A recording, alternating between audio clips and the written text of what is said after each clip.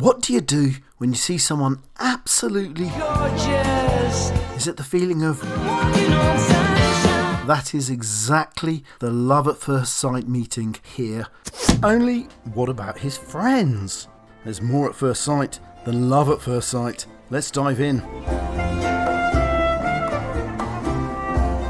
Paintings are incredible sources of information, story and beauty, and I'm always amazed how much more enjoyable they are when we know a little bit more about what they mean.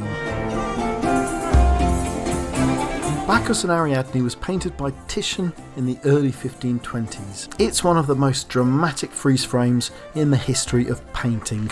Well, I mean, all paintings are freeze frames, and that always fascinates me.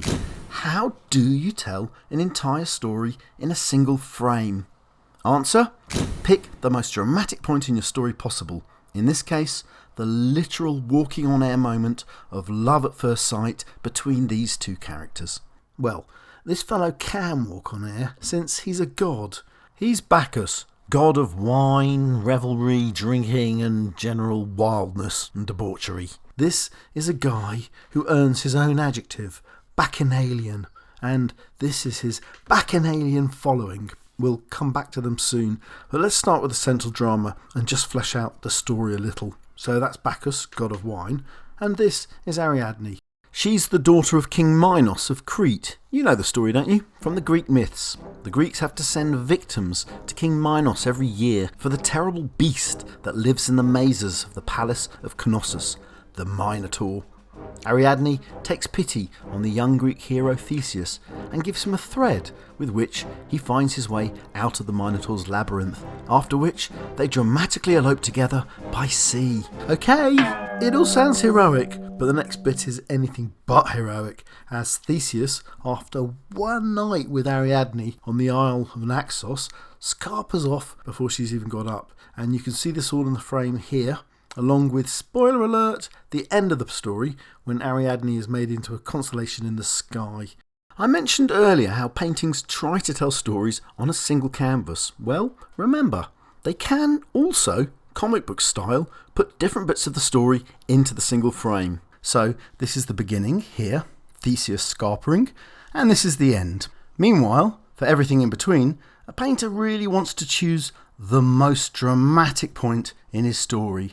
And that's the moment when Bacchus and Ariadne first set eyes on one another. So, to repaint the scene, as it were, Theseus has scarpered. Ariadne wakes up to see his boat sailing away, chases after it, when, you'll never guess it, right at this moment, Bacchus, god of wine and revelry, happens to be steaming into town with the wildest retinue you can imagine. This is worse than you see piling out of a British nightclub at 3 a.m. In fact, you can hear this motley crew. Look at those beautiful silver tambourines.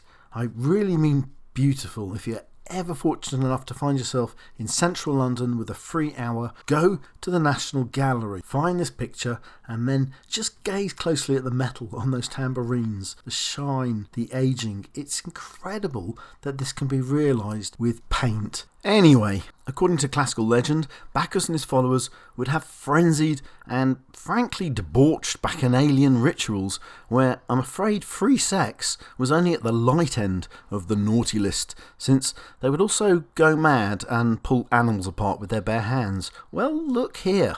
That bloke's still got a leg of whatever poor animal they came across. Only, now I come to think of it, he looks rather animal himself. Do those legs have real hair on them? Now look at the kid.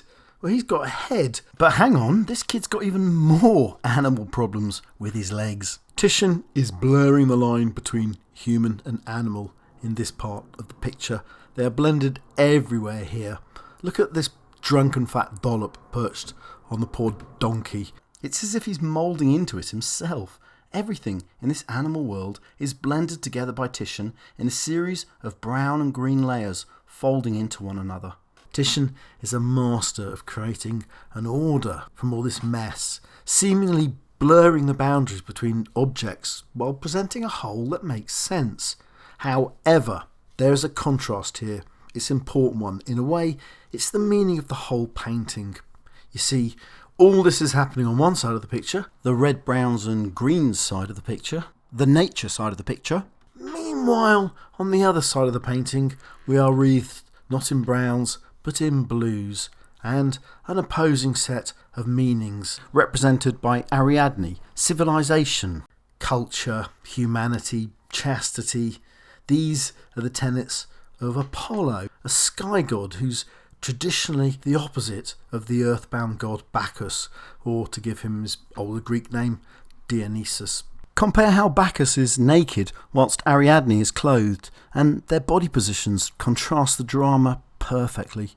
So, this is an intellectual and spiritual struggle played out as a meeting between these opposites, civilization and nature.